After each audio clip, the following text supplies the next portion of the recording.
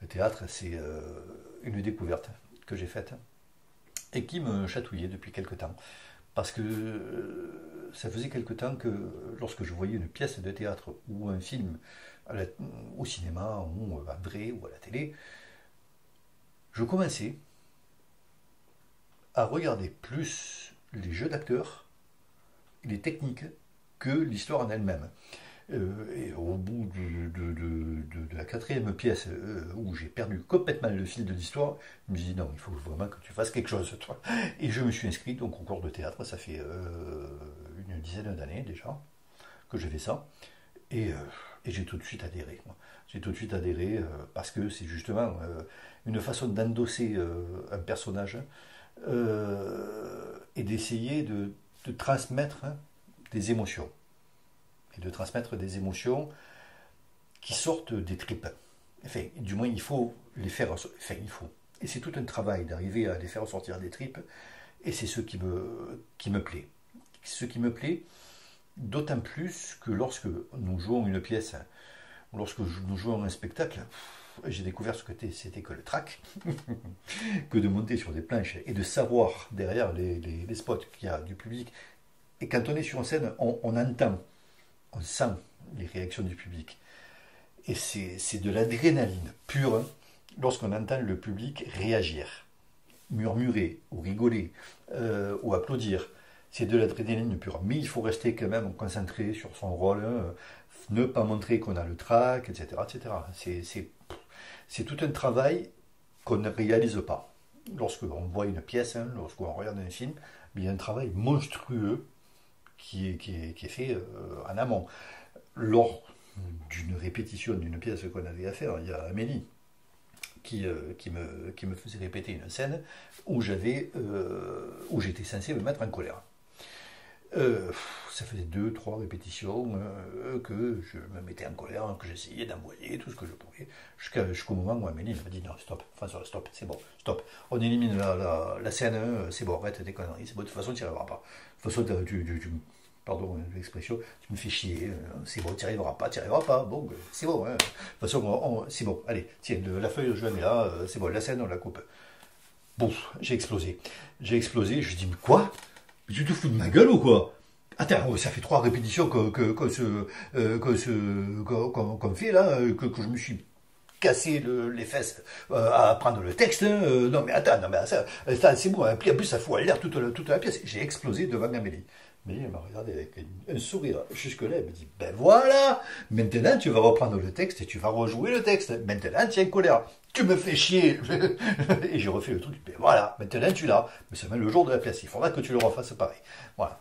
Et c'est ça qui est passionnant. Voilà, je me suis dit, mais tu es un foiré, quoi. J'ai dit, ben oui, mais je suis prof. Elle m'a dit, voilà. Ouais, c'est ça qui est, c'est passionnant, ça. Je me régale. Le théâtre révèle peut-être ma vraie nature. Ma vraie nature de différents personnages à endosser. Et pas seulement un personnage forcé par un métier, par une charge, pour reprendre le terme de tout à l'heure, qui impose effectivement des contraintes morales, nous dirons. C'est vrai que je ne vais pas arriver mort de rire chez quelqu'un en lui disant qu'il lui doit 10 000 euros. Voilà. Bon. Par contre, au théâtre, si le personnage s'y prête, oui, là oui, tu peux laisser le libre cours, effectivement, à ce que tu es réellement. Et c'est ce qu'Améline, justement, nous apprend. À endosser des personnages en fonction de ce que nous sommes. Le métier, lui, par contre, la charge impose le contraire même de l'exubérance. Voilà. Et donc, tu es obligé de te mettre des cadres, de te mettre des limites qui, voilà, que je languis des fois de tomber le vendredi soir quand je suis à la maison. Voilà. Du fait que le théâtre m'a appris à être moi-même, justement, et à jouer et c'est ça, justement, c'est le travail qui est à la fois difficile et passionnant, à aller chercher ce que nous sommes véritablement au fond de nous-mêmes pour quand nous sommes malheureux, Amélie, notre prof justement, nous apprend à aller chercher l'émotion qu'il faut pour jouer quelqu'un de malheureux. Inversement, pareillement pour quelqu'un de joyeux, ou quelqu'un d'exubérant, ou quelqu'un de renfermé. Mais c'est nous qui allons chercher les véritables émotions. Par contre, dans le métier, c'est un masque, effectivement, c'est la charge qui impose le masque. Et c'est la charge. Alors, c'est sûr qu'on pourrait croire qu'il y a une similitude et que l'on joue et que je joue un personnage, mais ce n'est pas moi. Ce serait véritablement moi qui ferais le métier d'huissier. Je ne l'exercerai pas avec ce masque. Je suis contraint de forcer ma véritable personnalité pour exercer mon métier. Voilà. Sinon, je passerai des heures chez les gens. Si ça rejoint ce que je disais, une personne chez qui je vais, qui est dans une panade, mais absolument invraisemblable, et qui essaye de s'en sortir, ben je passerai l'après-midi à essayer de trouver une solution. Mais non, la charge m'impose quand même c'est malheureux à dire, mais un certain chiffre, et puis j'ai pas que ça à faire non plus. Et puis bon, on est obligé de rester dans le cadre d'un métier, on ne peut pas non plus faire que du social. Voilà.